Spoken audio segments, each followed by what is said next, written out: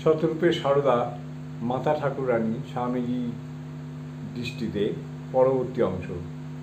শ্রী শ্রী মায়ের উপস্থিতি স্বামীজির হৃদয়ে যে আনন্দের হিল্লোল তুলত তার পরিচয় পায় নিচের এই ঘটনাটি থেকেও।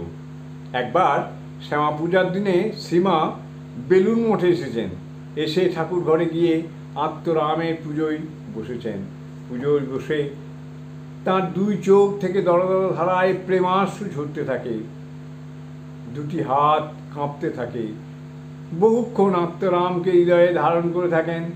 পরবর্তী ঘটনার বর্ণনা প্রত্যক্ষদর্শী আশুতোষ মিত্র দিয়েছেন এইভাবে।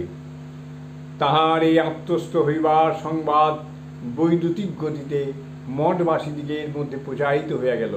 ফলে সকলে আনন্দে অধীর হইয়া নিম্নে বৃক্ষতলে সমবেত হইয়া খোল করতাল সহকারে গাইতে ও নৃত্য করিতে থাকিলেন।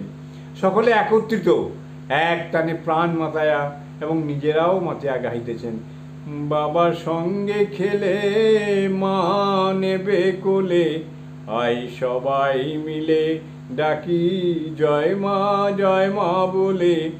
বাবার সঙ্গে খেলে মা নেবে কোলে, আই সবাই মিলে ডাকি জয় মা বলে।